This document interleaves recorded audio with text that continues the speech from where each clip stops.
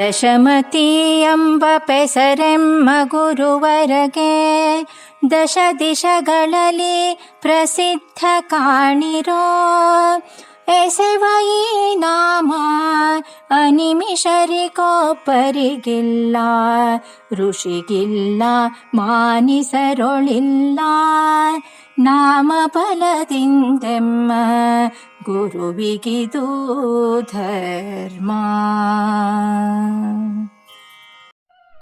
ಸರ್ವದೇವಾದಿದೇವಸ್ಯ ವಿದಾರಿತ ಮಹತ್ತಮಃ ಆನಂದಸ್ಯ ಪದಂ ವಂದೇ ಬ್ರಹ್ಮೇಂದ್ರಾದಿ ಅಭಿವಂದಿತಂ.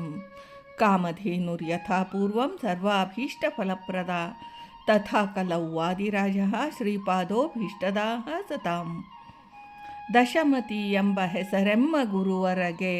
ಈ ಪದ್ಯದಿಂದ ಶ್ರೀ ವಾದಿರಾಜರು ದಶಮತಿ ಎಂಬ ನಮ್ಮ ಗುರುವರ ಮಧ್ವರಿಗೆ ದಶ ದಿಕ್ಕುಗಳಲ್ಲಿ ಈ ಸುಂದರವಾದ ನಾಮ ದೇವತೆಗಳಿಗೆ ಒಬ್ಬರಿಗೂ ಪ್ರಸಿದ್ಧವಾಗಿಲ್ಲ, ಋಷಿಗಳಲ್ಲಿಯೂ ಇಲ್ಲ, ಮನುಷ್ಯರಲ್ಲಿಯೂ ಈ ಹೆಸರು ಯಾರೊಬ್ಬರಲ್ಲಿಯೂ ಪ್ರಸಿದ್ಧವಿಲ್ಲ ಅಂತ ಹೇಳಿದ್ದಾರೆ.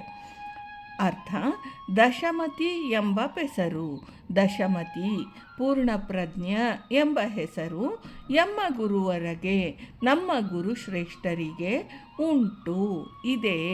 ದೇಶ ದೇಶಗಳಲ್ಲಿ ಸರ್ವತ್ರ ಪ್ರಸಿದ್ಧ ಕಾಣಿರೋ, ಪ್ರಸಿದ್ಧವೆಂದು ನಿಮಗೆಲ್ಲ ತಿಳಿದಿದೆ.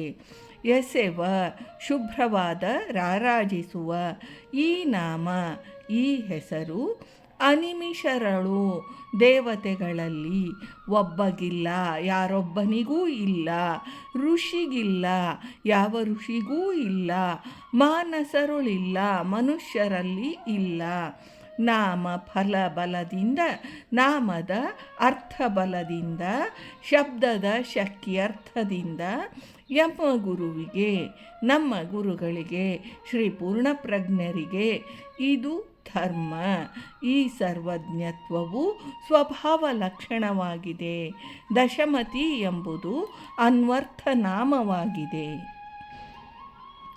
ದಶಪ್ರಮತಿಂ ಜನಯಂತ ಯೋಷಣಃ ಎಂಬಲ್ಲಿ ದಶಪ್ರಮತಿ ಎಂದರೆ ಪೂರ್ಣಪ್ರಜ್ಞರು ಎಂದು ಹೇಳಲು ಏನು ಆಧಾರ ಎಂಬ ಪ್ರಶ್ನೆ ಬಂದರೆ ಹೀಗೆ ಸಮಾಧಾನ ಹೇಳಬೇಕು: ದಶಪ್ರಮತಿ ಪೂರ್ಣಪ್ರಜ್ಞರಲ್ಲ ಎನ್ನುವುದಾದರೆ ಇನ್ಯಾರು?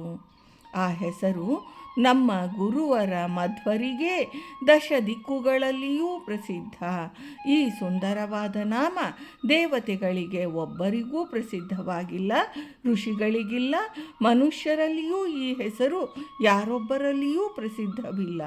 ಹೆಸರು ಮಾತ್ರ ಇದೆ, ಆ ಹೆಸರಿನಿಂದ ಕರೆಸಿಕೊಳ್ಳುವ ವ್ಯಕ್ತಿ ಯಾರೂ ಇಲ್ಲ ಎನ್ನಲಾಗದು. ಆದ್ದರಿಂದ ಈ ನಾಮ ಲೋಕಪ್ರಸಿದ್ಧಿಗೆ ಅನುಸಾರವಾಗಿ ಮಧ್ವರನ್ನೇ ಹೇಳುತ್ತದೆ ಎನ್ನದೇ ಬೇರೆ ಗತಿಯಿಲ್ಲ. ಹೀಗೆ ನಾಮಬಲದಿಂದ ಸೂಕ್ತದಲ್ಲಿ ಹೇಳಿದ ಶ್ರೀ ಭೂ ದುರ್ಗಾ ಪುತ್ರತ್ವವೆಂಬ ಧರ್ಮ ನಮ್ಮ ಗುರು ಮಧ್ವರಿಗೇ ಸರಿ, ಇನ್ಯಾರಿಗೂ ಇಲ್ಲ ಎಂದು ಸಿದ್ಧವಾಗುತ್ತದೆ. ದಶಪ್ರಮತಿ ನಾಮಾನ್ಯೋ ಯತೋ ನಾಸ್ತಿ ಜಗತ್ಪ್ರತೆ ಅರ್ಥಾಲಾಭೇನ ಶಬ್ದೋನಸೌ ಪೂರ್ಣಪ್ರಜ್ಞಂ ಬಲಾದ್ಭಜೇತ್ ಎಂದು ಯುಕ್ತಿ ಮಲ್ಲಿಕೆಯಲ್ಲಿಯೂ ವಾದಿರಾಜರು ಹೀಗೆಯೇ ಹೇಳಿದ್ದಾರೆ. ಭಾರತೀ ರಮಣ ಮುಖ್ಯ ಪ್ರಾಣಾಂತರ್ಗತ ವೃಂದಾವನ ವಿಹಾರಿ ಶ್ರೀಕೃಷ್ಣಾರ್ಪಣಮಸ್ತು.